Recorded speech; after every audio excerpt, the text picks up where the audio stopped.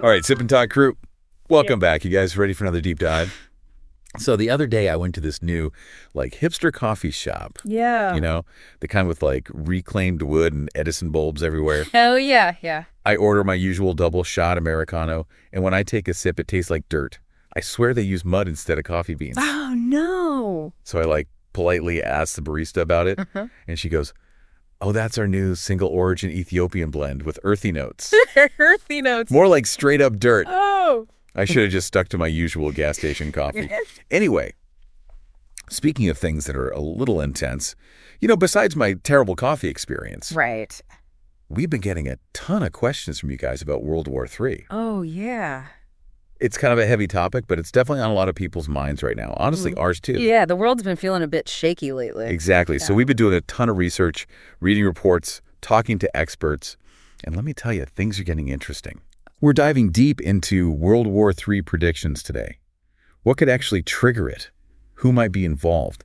And what this all means for, the future of everything. The future of everything, exactly. Well, let's set the stage. Imagine it's 2025. Trump is back in the White House. Oh. His America First policy from his second term is still in full swing. And it's causing some serious ripples across the globe. Okay, I'm with you so far. Okay, so picture this. Researchers are actually grouping countries into color-coded teams. Oh, interesting. Based on how they might align if World War III were to break out. That's wild. Sounds kind of like a sci-fi movie, right? It really does. But it's actually a way for experts to visualize and analyze potential alliances and rivalries. Okay, yeah, that makes sense. So It's not just about who's friends with who. The colors represent different approaches and ideologies that these groups might bring to a global conflict. Oh, that's really interesting. It's fascinating to think about. Okay, break it down for us. What are the teams? We got blue, green, red, yellow. What do we got? Okay, so we've got blue, green, red, and yellow. So lay it on me. Let's start with the blue team. This is basically your classic Western alliance. Countries like Western Europe, Canada, Australia, New Zealand, Japan, South Korea, and Taiwan. Okay. Think of them as the old guard of democratic values. Right. They've been tight with the U.S. for decades, sharing similar political systems and economic interests. Exactly. But things get more interesting with the green team.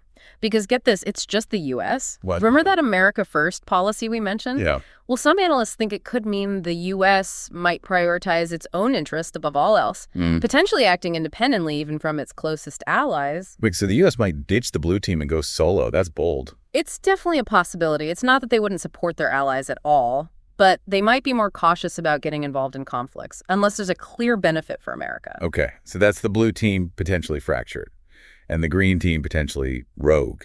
What about the red team? Are they the bad guys in this scenario? Not necessarily bad guys, but they are definitely rivals to the blue and green teams.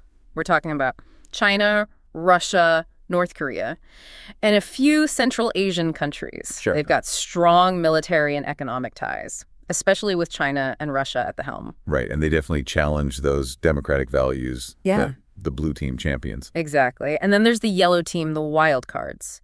This group includes countries like India, Turkey, Pakistan, Indonesia, and Malaysia. Got it. They haven't firmly aligned with any of the other teams and could go either way depending on the situation. It's like they're sitting on the fence, watching how things unfold before they make their move.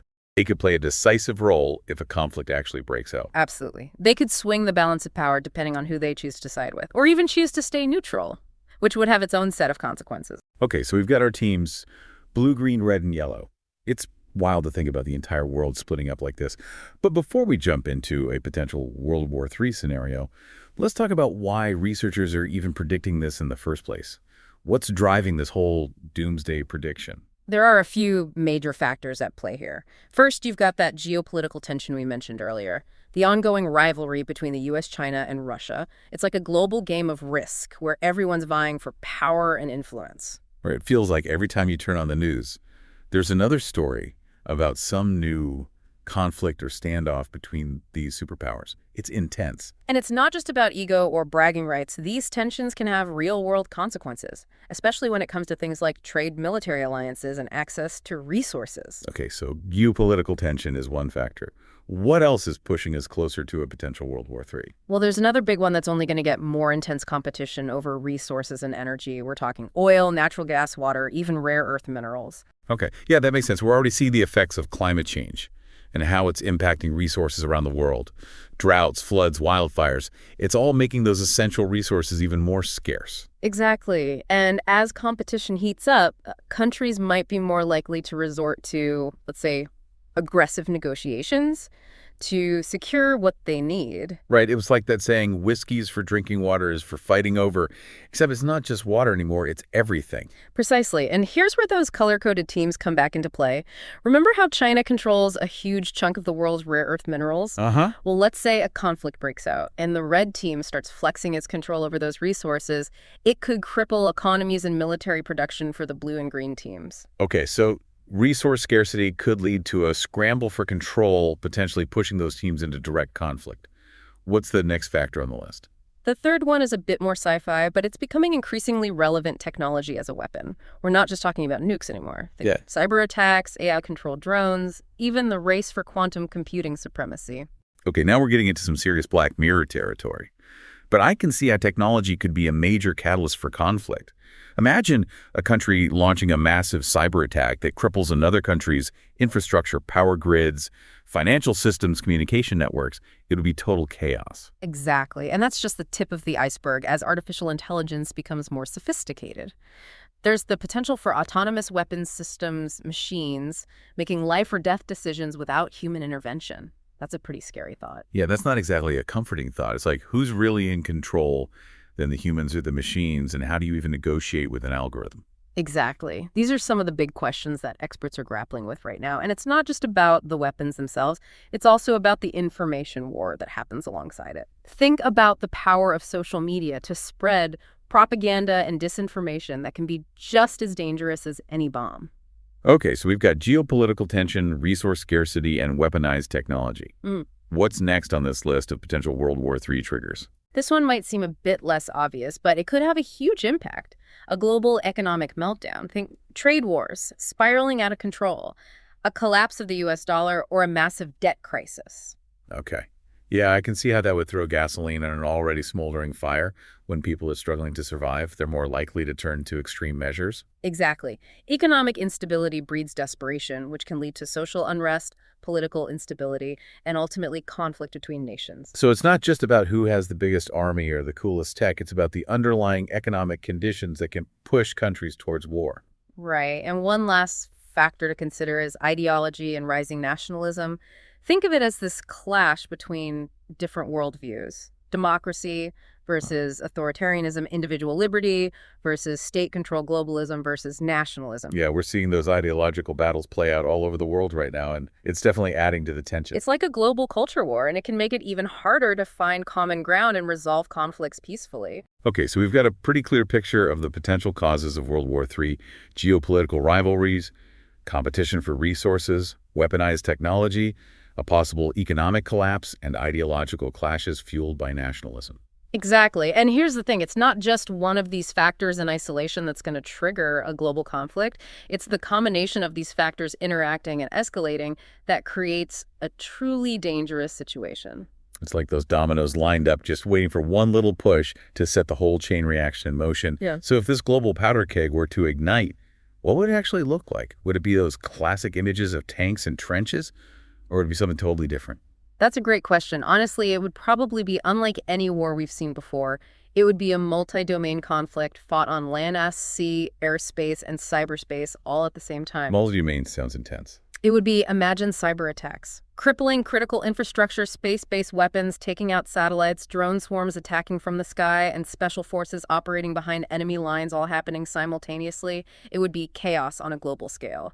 Yeah, it wouldn't be those clear-cut battle lines from the past. It'd be more like a messy, unpredictable network of conflicts happening everywhere at once. Exactly. And the lines between civilian and military targets would be blurred, making it even more dangerous for everyone involved. Okay, so war in 2025 would be a chaotic, multi-domain mess. Not exactly a fun picture to paint, but let's bring those color-coded teams back in. Do experts have any predictions about how those alliances might play out in a real World War III scenario? They do, and it gets even more fascinating. Remember how we said those alliances aren't as solid as they might appear? Well, if a global conflict were to break out, those cracks could widen quickly. Okay, so who might flip sides, who might crumble under pressure? Give me the juicy details. Well, for starters, the blue team might not be as united as they've been in the past. You remember the U.S. going America first with the green team? Yeah. That could cause some serious friction within the blue team, especially if the U.S. is seen as acting unilaterally or prioritizing its own interests above those of its allies. So the blue team's unity might depend on whether the U.S. is willing to play nice with others or go full rogue. Interesting. What about the red team?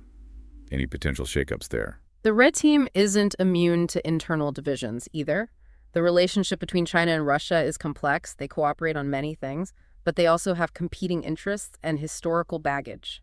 Okay, so even though they present a united front, there's a chance those cracks could turn into fault lines under the pressure of a real war. Exactly. And then there's the yellow team. They are the ultimate wild cards. Their decisions could completely change the course of the conflict. Right, they could tip the scales in favor of the blue team, the red team, or even carve out their own path. Yeah. They've got options. And their choices will likely be based on a complex calculation of risks and rewards, who poses the biggest threat, who offers the best deal, who's most likely to win. These are all questions the yellow team will have to weigh carefully. So if World War III were to erupt, it wouldn't be a simple clear-cut conflict. It would be more like a global chess match with shifting alliances, unpredictable moves, and constant potential for surprise betrayals. Exactly. The whole world would be holding its breath watching those yellow team players because their decisions could determine the fate of everyone. Okay, so we've got this complex web of potential causes and unpredictable alliances. But let's try to narrow it down a bit if World War III were to happen. What do experts see as the most likely tipping points, those flashpoints that could set everything off? There are a few scenarios that stand out as particularly dangerous. One is a conflict over Taiwan. China claims Taiwan as its own territory, and they've been increasingly assertive about their intentions to reunify the island even by force if necessary. Right, and we've seen how the U.S. has been walking a tightrope on this issue, trying to support Taiwan without provoking China. Exactly. But if China were to make a move on Taiwan, it could force the U.S. to choose between backing down or risking a full-blown war, with China potentially dragging the blue team into the conflict as well. Okay, so Taiwan is definitely a major flashpoint to watch. What else is on the list? Another potential tipping point is an escalation of the conflict in Ukraine. The war there has already been incredibly destructive, and there's always a risk that it could spill over into neighboring countries, drawing NATO into a direct conflict with Russia. Right. It's like one wrong move, one miscalculation could spiral out of control and turn a regional conflict into a global one. Exactly. And any direct confrontation between NATO forces and Russia would almost certainly trigger a response from the U.S., potentially bringing the full force of the blue and green teams into the fight. So Taiwan and Ukraine are definitely at the top of the list of potential tipping points. Any others we should be keeping an eye on? Another area to watch is the Middle East. It's a region with a long history of conflict and instability, and there are several potential flashpoints that could ignite a wider war. Yeah, it feels like the Middle East is always on edge, with so many competing interests and historical tensions simmering beneath the surface. Exactly. And then there's the whole issue of nuclear proliferation. If Iran were to successfully develop nuclear weapons, it could destabilize the entire region and potentially trigger a military response from the U.S. or Israel. Okay, so we've got Taiwan, Ukraine, the Middle East, and the potential for nuclear proliferation. Not exactly a cheerful list of possibilities. It's definitely sobering, and the scariest part is that these are just a few of the many potential scenarios that could lead to World War III. The reality is that the world is incredibly complex and interconnected, and there are countless factors that could push us towards a global conflict. Yeah, it's like we're all living on this planet-sized powder keg, and it feels like the fuse is getting shorter by the day. Oh, wow, okay. I think we all need a refill after that deep dive into potential global catastrophe. Yeah, it's definitely a lot to process. So we've talked about the potential causes of World War III, the color-coded teams, and those terrifying tipping points. We've explored how a global conflict might actually play out in this crazy multi-domain world we live in. But honestly, it's kind of a bummer to end on such a dark note. Is there any hope in all of this? What can we even do when we're talking about these huge, complex global issues? It feels kind of overwhelming. I get it. It's easy to feel powerless in the face of all this, but here's the thing. The future isn't set in stone. What we do today, even small actions can have a ripple effect and contribute to a more peaceful future. Okay, so what can we actually do? Give us some practical steps, something we can put into action right now. First and foremost, stay informed and educate yourself about these issues. The more you understand about the forces at play, the better equipped you'll be to have meaningful conversations, make informed decisions, and advocate for positive change. Right. Knowledge is power. So read those articles, listen to podcasts like this one, and don't be afraid to ask questions. Exactly. And don't just stay in your echo chamber. Engage with people who have different perspectives, even if it's uncomfortable. Listen to their viewpoints, try to understand where they're coming from, and look for common ground. You might be surprised at what you discover. Okay, so stay informed, engage in dialogue, even if it's challenging. What else? Support organizations that are working to promote peace diplomacy and international cooperation. There are tons of NGOs and initiatives out there dedicated to conflict resolution, humanitarian aid, and building bridges between nations. Right, so put your money where your mouth is, donate to those organizations, volunteer your time, or spread the word about their work. Exactly, and don't underestimate the power of your own voice. Talk to your friends and family about these issues, share what you've learned, challenge those assumptions, and encourage others to get involved. So it's not just about being informed, it's about spreading that awareness and inspiring others to take action too. We can create a ripple effect of positive change. Exactly. Remember, even small actions can make a difference, and when enough people start working towards a common goal, that's when real lasting change happens. Yes, so cheers to that.